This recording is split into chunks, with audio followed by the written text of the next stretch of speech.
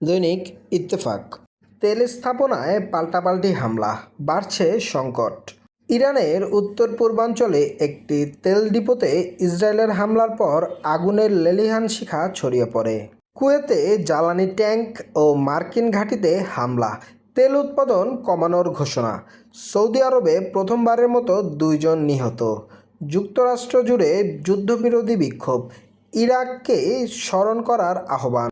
হাদি হত্যার প্রধান আসামি ফয়সাল ভারতে গ্রেফতার।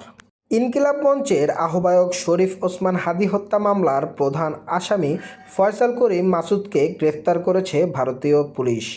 গতকাল রবিবার দেশটির পশ্চিমবঙ্গ প্রদেশের পুলিশের বিশেষ শাখার সদস্যরা বনগাঁও সীমান্ত এলাকা থেকে তাকে গ্রেফতার করেছেন। 6 মাস বড় যুদ্ধ করার সক্ষমতা আছে ইরানের, হুঁশিয়ারি আইআরজিসির। অপরদিকে ইসরায়েলের প্রেসিডেন্ট নেতানিয়াহু বলেছেন, সবে তো শুরু, হামলায় আরও চমক আছে।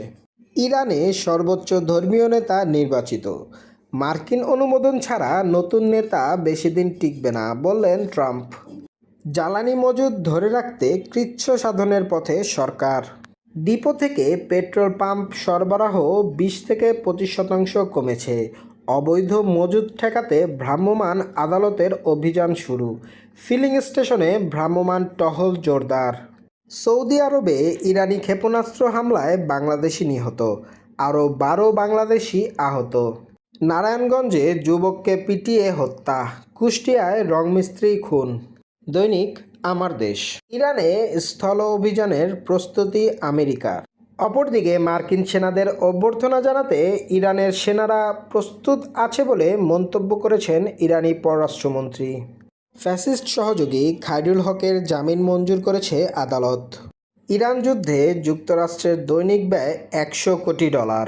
রাষ্ট্রপতি মোহাম্মদ শাহাবুদ্দিনের কাছ থেকে রোববার খালেদা জিয়াকে দেওয়া পদক গ্রহণ করেন প্রধানমন্ত্রীর কন্যা জাইমা রহমান।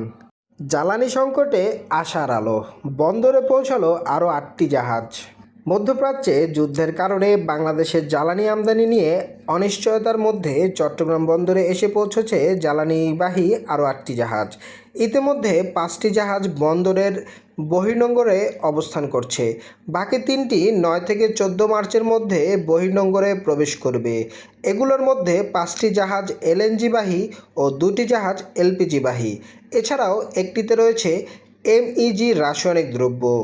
গতকাল রোববার চট্টগ্রাম বন্দর কর্তৃপক্ষের সচিব রেফায়েত হামিম আমার দেশকে বিষয়টি নিশ্চিত করেন। ঈদের আগে শ্রমিক অসন্তোষের শঙ্কা, বেতন বোনাস সংকটে 300 শিল্প কারখানা। গাজীপুর ও আশুলিয়ায় সবচেয়ে বেশি উদ্বেগ। শিল্পাঞ্চল পুলিশের 10 দফা সুপারিশ। 2 বছরে বন্ধ 373 কারখানা, কর্মহীন 2.25 লাখ শ্রমিক। দৈনিক যুগান্তর। যুক্তরাষ্ট্র ইসরায়েলের যৌথ হামলায় জ্বলছে ইরানের রাজধানী তেহরানের তেল ডিপো।